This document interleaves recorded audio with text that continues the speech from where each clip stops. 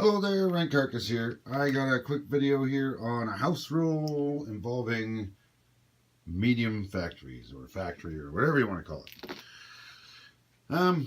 If you go into the rules of this book or the game Historical Board Gaming, 1936 to 1945, can't remember if it's under there or under additional unit pieces. The makers of this game actually make a chit very similar to this for the factories, so that's why I was making these things here.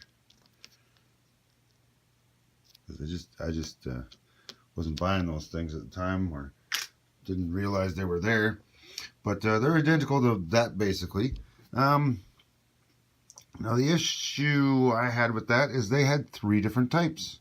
They had a minor, a medium, a minor, a factory, and a major factory. I'm like, why do they have that? Kind of blew my mind. So I was, it got me thinking, and I'm like, on the build chart, a minor factory builds one unit. It's 2 turns at $5 a turn to build. Now you can place it. A major factory is one of two things. It's either a minor that's been upgraded for 2 additional turns at 5 to be placed, or it is one that started from scratch and you have to build for 4 turns at 5 and then place. Those are your two options, right? So naturally we all started going, well, why would we ever build a major from scratch? We'll always build a minor and be at least halfway through, be able to place a unit if required. And then we can upgrade this for 2 turns to go up to here. And then that's when I noticed that on their website about additional rules and unit scopes and whatever. They have a rules compendium or some such thing. I cannot remember the exact location I found it. There's a couple spots where they got these little nuggets of extra house rule type rules. And that's when we decided to incorporate the medium factory, right? Or factory. You got your minor, factory, and major factory. So this one, all we did was we took the stats of these two and split the difference. 2 turns at 5 to build, 3 turns at 5 to build, 4 turns at 5 to build. You can upgrade one of these, 1 turn at 5, or 2 turns at 5. There you go. We kept the rules the same. Anything that a minor factory was allowed to be, we allowed a medium factory. But the major factories are still only allowed where the major factories are. The rules that require a major factory, we kept those the same. It didn't break the game. All it did was make some variety. And not a negative variety, but a positive variety. Let's take a quick scan over here. So we've got South Africa. You've got yourself a minor factory. You can build 1 dude. Well, for a turn, you can upgrade this to a medium. And in the process, that 1 turn, you're spending $5 on it. This is under construction. Can't build any units. The next turn, you have that. Well, now this is a medium factory. Costs you 3 turns to build it. And you can build 3 units.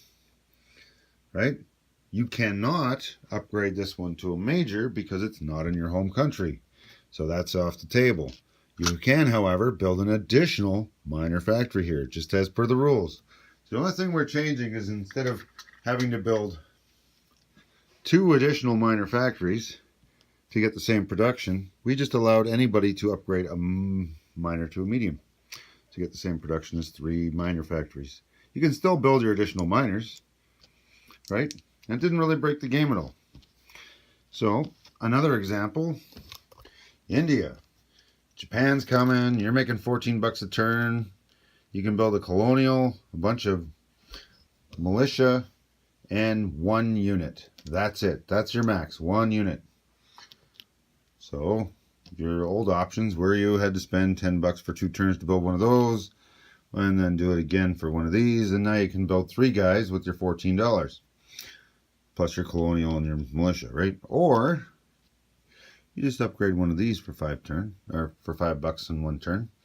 Now you can build 3 units. Again, it's not home country. You can't do the, right, as per the rules. If it can't have a major, it can't have a major. Is that unfair? Does that give an unfair advantage to them and not to the Japanese? I would beg to differ. The Japanese take their minor factory in Johal and change it to that. Should the Japanese wish, they can build a minor factory in Siam and then eventually upgrade it to this, a medium factory.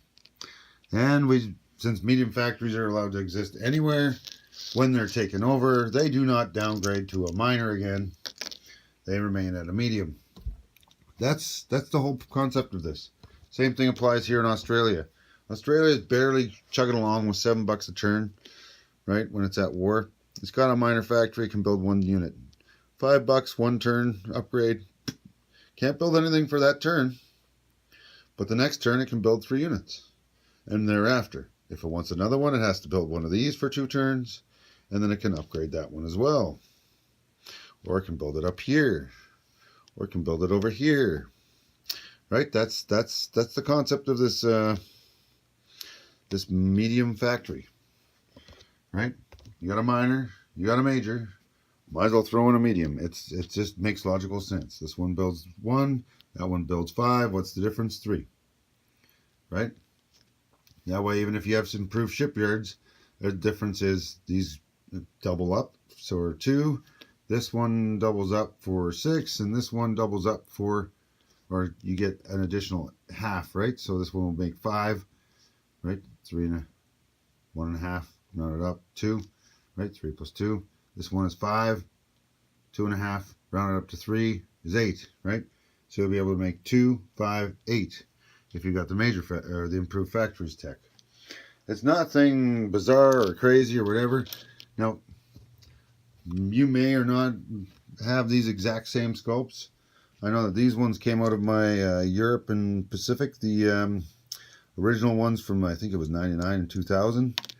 This is, in order to get enough, I needed 2 copies of the classic Axis and Allies, the 80s version. And these are a nice handy gift from General Hand Grenade. And they are essentially the same factories as this, I believe. Yeah, they got the gray on the bottom there. Just a spray painted version. Like, color code them how you want. I already had these 2, so this one works perfect. There you go. Or you can make these chits. Or you can even buy chits that say factory, 3 different types from historical board gaming. And there you go. There's a house rule on how you can increase your ability to have increase the production of your factories without breaking the game. It's fair across the board, and it is exactly half the difference of the stats, right? If this one has a damage of blah, and that one has a damage of blah plus whatever, change the difference halfway. That's what this one is, right? Cost to build: 2 at 5, 4 at 5, 3 at 5. That's simple. All the same features. Anywhere a minor can go, a medium can go.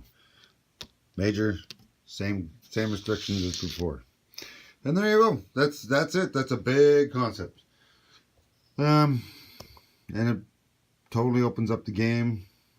Gives you a little bit more variety. And some of those minor powers that are just sitting on piles of cash but can only build 1 or 2 units and is building like boutique fighters because they can instead of building 3 infantry. You know, that'll kind of even out the game a little bit.